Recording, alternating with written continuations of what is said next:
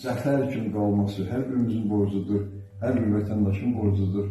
İngilizcədə də bizim tədbirlərimiz, silsilə tədbirlərimiz davam edəcək və biləsiniz həmişə olduğu kimi yəni birgə İdarəlik Mərkəzində ayın 7-sində möhtəşəm bir tədbirimiz keçirilmiş Milli Məclisin deputatlarını dəvət etmişik. O tədbirdə iştirak etsinlər. 8 günü biz milli qəhrəmanımız Natiq Qasımovun adlı olan parkın icra həkimətləri, parkın açılışını edəcəyik. Bilirsiniz, ağacəşmə aksiyası edəcəyik Zəfər Parkında. Bax o döyüşlərdə şəhid olmuş balalarımızın xatirəsində salınmış o parkda ağacəşmə aksiyası edəcəyik. Təbii ki, şəhidlər xiyabanında yenə ziyarət edəcəyik. Bu bizim müqəddəs borcumuzdur hər birimizin. Və teatrda bir kompozisiya hazırladım bu ayın 8-ci günü. Orada baxış edəcəyik birlikdə.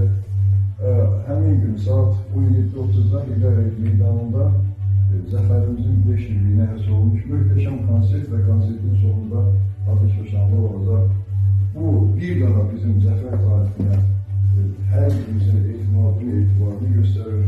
Ona fəxr, qürur hissi keçirməyimizi göstərir və hər birimiz təkrarən deyirəm, şəhidlərimizi, mən hər dəfə deyirəm bu sözü, unutmamalıyıq, onların xatirəsinə ən yüksək ehtiramımızı həmişə bildirməliyik.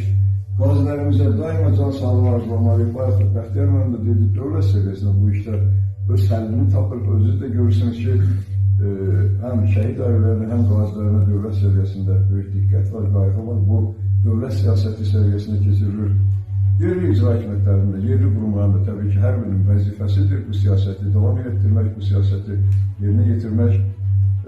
Mən fürsətdən istifadə edib bildirmək istəyirəm burada. Biz yenə həmişə olduğu kimi bayramımızın daha yaxşı keçirilməsi üçün yenə bir ərzaq bağlaması hazırlamışıq. Ayın 6-da hər bir şəhid, hər bir qazi ailəsinə çatdırılacaq bu halal xoşları onların bayramı keçirmək üçün bu bizim onlara hədiyyəmizdir. Əlbəttə ki, ölkə başçısının bizə tapşırığı əsasında həmişə bu işlər həyata keçirilir. Və maksimum şəkildə qeyd olduğu kimi çalışır ki, problemlər, o ümumi şəkildə olan problemlər həllini tapsın. Ancaq burada xatırlatmaq o iclas formasında deyil. Bu dediyim kimi səmimi söhbət gedir. Neçə illər bina tikilmirdi şəhid qazi ailələrində. Növbədə görmək insan vardı. Müraciətlərimiz oldu və şərait yaratdıq. 72 mənzilli bina tikildi, verildi. Sonra onun yanında o Fövqəladə Hallar Nazirliyi tərəfindən yenə bizim müraciətimiz əsasında qəzalı binalar köçürülərkən 7 mənzil artıq qaldı. Əslində o növbədə olan vətəndaşlar üçün verilə bilərdi. Çünki 20-30 il növbədə deyim. Mən dərhal dedim ki, bizim ilk növbədə təmin olunmaq şəhid ailələrinin, qazilərinin hüququdur. Və Əmək və Sosial Müqəddəs Nazirliyi ilə danışaraq yenə mənzil verildi ki, onlara təqdim olunsun. Daha iki binanın tikintisi üçün biz təşəbbüs qaldırmışıq ki, növbədə olanlar tam şəkildə təmin olsunlar.